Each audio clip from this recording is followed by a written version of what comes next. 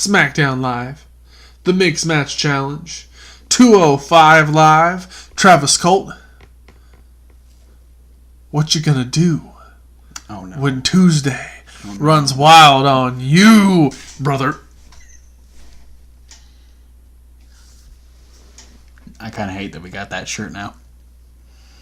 Why would you hate it, brother? Welcome to Tuesday Night Live. We're gonna try to avoid the giant Hogan face. Boy, if you're listening to the podcast, you're missing something. Creeper Hulk Hogan sneaking peeks. And if you can make it through this video and not continuously stare into the eyes of the Hulkster, you gotta share this video with 12 of your best friends, or Hogan will come leg drop you to death in 7 days. Okay, all right. We're not gonna repeat indie news. We're gonna stay on. Maybe we're gonna try and stay on the rails. Let's talk about what happened on SmackDown. We opened up with what was supposed to be Jinder Mahal and Sunil Singh versus Bobby Roode and Randy Orton. Sunil was injured, so Hardbody Mahal hung out with his friend Handsome Rusev, and they picked up the win after Rusev fucking blasted Randy Orton in the face with a Machka kick. Yeah, it was a hell of a kick. Becky Lynch defeated Ruby Riott with an Oklahoma roll. Daniel Bryan officially made him and Shane McMahon versus Kevin and Sami at WrestleMania, with the stipulation being if Kevin and Sami win, they get their jobs back. If not, they stay fired. Yeah, nice. Then we had the Bludgeon Brothers versus the New Day. That went to a no contest after Bludgeon Brothers were throwing both members of the actual team New Day into the ring. They were getting the hammers, and the Usos came out. Mallets. Whatever. The things that they bludgeoned. They're bludgeoners. They were going out and getting their bludgeoners. And so then the referee called for the bell. And we officially have a triple threat match for the SmackDown Tag Team titles. Can I say who's in it? Sure. The New Day versus the Usos. What? Versus the Bludgeon Brothers. Shit. Dolph Ziggler defeated Tyler Breeze for reasons, and then Shinsuke Nakamura in the main event defeated Shelton Benjamin. And then he patted AJ Styles on the head, and that was hilarious. Then in the Mixed Match Challenge, we had an interesting situation where Charlotte was not cleared to wrestle on SmackDown. And so she was actually scheduled to face Natalya in a rematch from last week. Yes. So not only did we have a second chance for Boss Club on one side of Mixed Match Challenge, but Bobby Roode had a temporary partner for himself, all of which were voted on by the WWE Universe, and they were all previously in the tournament as well. Yeah, they were the eliminated other teammates from the SmackDown side specifically. Yeah. And so Becky Lynch, Lana, or Carmella. Yes. Well, Naomi wasn't an option apparently. Yeah. But Becky Lynch ended up winning, and actually ended up winning because Sasha had a little moment where she decided she wanted to be a little more flashy than was necessary. As she usually does. That ended up screwing over her and Finn. After Bobby got taken out on the outside by Finn, Finn wasn't able to get in and stop Becky Lynch from rolling up Sasha Banks. So, not Becky Lynch, but Charlotte and Bobby Roode move on to the finals next week to face Asuka. Which is a unique idea because that's going to pit Asuka and Charlotte on opposite sides of the ring from each other just 5 days before their WrestleMania title match. Yeah. Very interesting situation. And then on 205 Live, we had Mark Andrews defeat Tony Nese in a fantastic opening contest. Mark Andrews really proving that he deserves a spot on 205 Live. And then actually telling Drake he wanted a match against Drew Gulak. Drake said, yes, that is happening next week. And Drew's probably just going to hurt Mark Andrews again. I'm down. Judging from his reaction afterwards, Drew Gulak's just out to hurt people. We had a sit-down between Cedric Alexander and Mustafa Ali, both talking about their Mania match for the Cruiserweight title. And then in the main event, Buddy Murphy secured a spot as the #1 contender post-WrestleMania, by defeating TJP, Akira Tozawa, and Kalisto. Yeah. That being said, that is all that happened on Tuesday. What did you like about Tuesday? What did I like? That's the question. Buddy Murphy pinned TJP. TJP losing. And Buddy Murphy winning. Yeah. The combination of the two couldn't have made me happier. Really? Yeah, like... What if Buddy Murphy had beaten TJP, Titus O'Neil, and Mojo Rawley? Oh, I mean, that would make me the happiest. But given the situation. Given the match... Yeah.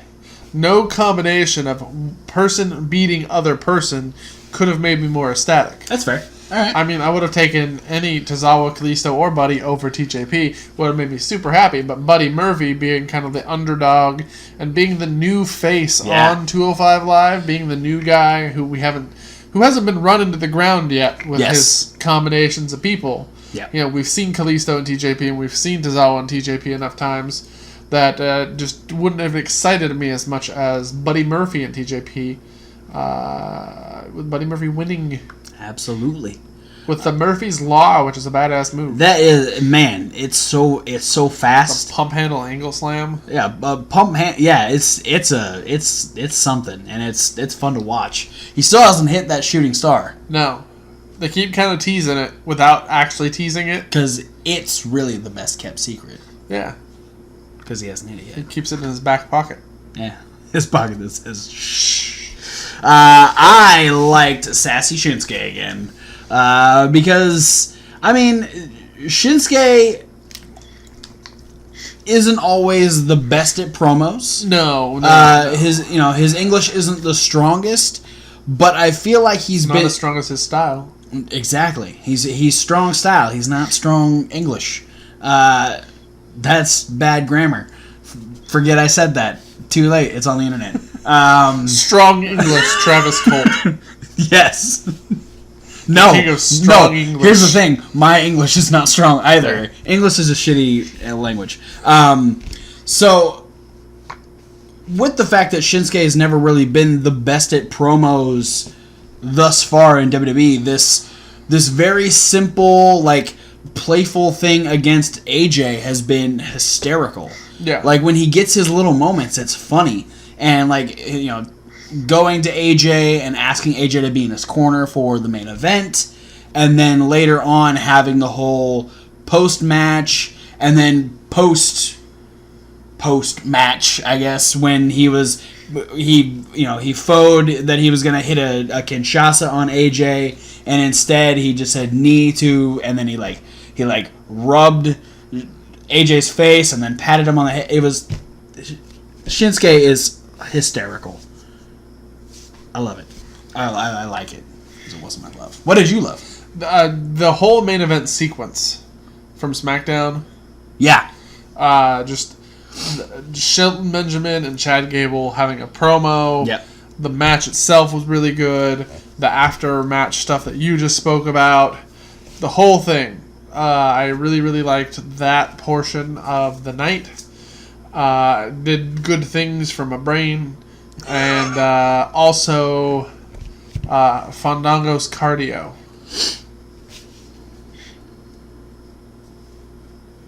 You loved Fandango's cardio? Yeah. Alright. Man could do laps. Yeah. He did a lot of them. And then he was winded. He was leaning up against the table. And he got super kicked by Dolph Ziggler. Yeah, well, I mean, that's what happens. Cardio is dangerous.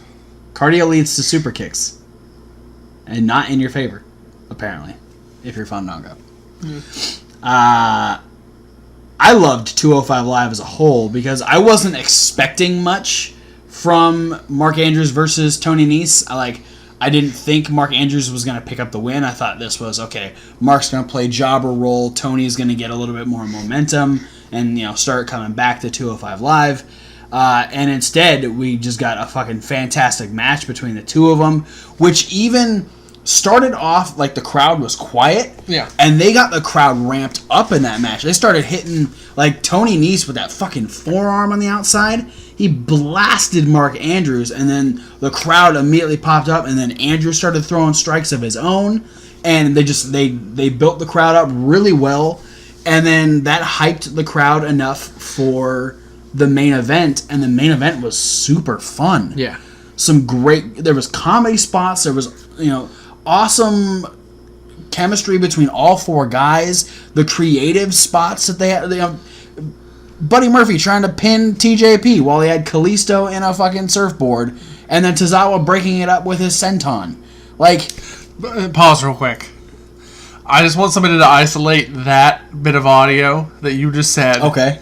Buddy Murphy trying to pin TJP while he had Kalisto in a surfboard and Tozawa breaking it up with a senton. Play that snippet of audio to somebody who has no idea about professional wrestling. Wrestling out of context. And have them try and draw a picture of what that's supposed to look like. Because I want to see a man trapped inside an actual surfboard. I imagine Kalisto, Han Solo, Carbonite in a fucking surfboard. Yeah. It's fantastic. Yeah. But so was that match. And then Buddy Murphy trying to put a corsage on TJP. Oh, God. Yeah, do that. Fan art, please. It was just 205 Live has... And then, the immediate response is going to be, what the hell is a senton? It's up to your discretion. No, it was just... 205 Live has come leaps and bounds in the last couple months. Yeah. And I'm super stoked for Cedric versus Mustafa at WrestleMania. And I'm excited to see what happens on 205 Live post-Mania when... tournament is out of the way. We built more tension between Tozawa and Kalisto, so more of the Lucha House Party versus Tozawa and Hideo. It's all good. It's all good stuff. 205 Live, yeah, killing it. I wish they were doing better numbers on the network. Yes, they're still kind of floundering in the views department. Yeah. Well, it's people get stuck on the it's never been that good. They don't. You need to give it a chance. If you haven't given 205 Live a chance, now's the time to give it a fucking chance. Yeah, and I think WrestleMania might be a good. That's going to be. I feel like having Cedric and Mustafa representing the brand at WrestleMania is going to be hopefully a good launching pad for the show. An eye-opener, if you will. I think the biggest downfall, to be completely honest, is the fact that it comes on directly after SmackDown. Yeah, it needs to be before SmackDown. I think it needs to be on its own, because... I don't think it's not going to survive on its own. I disagree, because I think one of the big reasons, it's the same reason why we complain that Monday Night Raw is too long. We don't want to have to watch 3 consecutive hours of wrestling in a row. So the fact that people just finished watching the 2-hour-long SmackDown are at this point, with the focus ability of the people our day and age, we're already timed out by the end of the 2 hours. A lot of people, except for the diehard wrestling fans, are going to be ready to call it quits after SmackDown's over. There's people staying for Mixed Match Challenge, though. Yeah. But granted, that's only one match versus an entire hour-long show. Yeah. I don't know.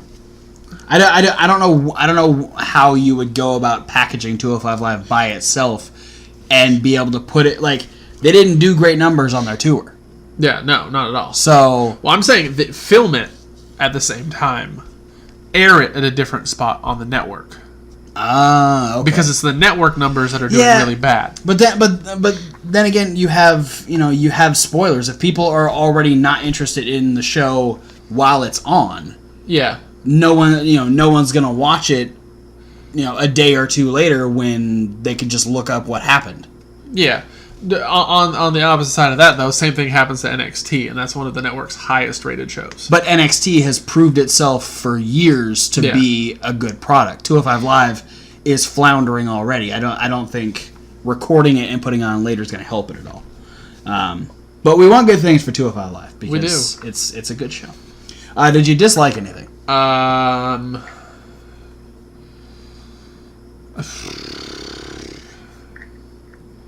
mean, it was a pretty safe episode for you. Yeah. Oh, we didn't even mention that Rusev's now in the U.S. title match at WrestleMania because he pinned the champion. That's what I hate. You hate that he wasn't in it earlier. You hate that we forgot to talk about it. No, I'm just saying I hate that Rusev wasn't already in the title match. But now you can love the fact that he is. Yeah. Right. No, I don't think there's anything completely, honestly, I don't think there's anything I really disliked about the entire Tuesday. I dislike Tyler versus Dolph. It was funny for the running around the ring, and that was... Yeah. It's one of those matches that came out of the much in the same way they did Baron Corbin versus Ty Dillinger last week. Yeah. Where essentially it was, we're putting these two guys in the ring because they've announced that they're going to be in the Andre the Giant Memorial Battle Royal. Yeah. With no other rationale behind it whatsoever. Not that there needs to be a rationale behind every single match, but that's kind of a weak... I'd rather just say that these guys are just having an exhibition match, versus just saying that these guys are going to be in this match because they both announced that they're going to be in a battle royal on the same day. I also would have liked to see Dolph and Tyler actually fucking go for a full match, but it happens. But with that being said, I think we're done. We good? Good. Yeah, sure. All right. Thanks for watching, guys. Don't forget to like, comment, subscribe, say your prayers, and eat your vitamins. Be sure to check out the podcast and the social media links. You just you threw me. The social media links and the podcast link, which is the one that says SoundCloud. And Reasonable Wrestling Fans. It's reasonable with a W, like wrestling. You were trying to tie it into Hulk Hogan, weren't you? I actually got lost too. Oh. Hulk Hogan's fucking us up. Check out the unboxing video where we got this stupid-ass Hulk Hogan shirt. You can also check out the punishment videos and the other videos that are loosely based around wrestling. But for now, guys, thanks for watching, and we'll see you at whatever video you decide to watch next. And as always, fuck Modus, brother!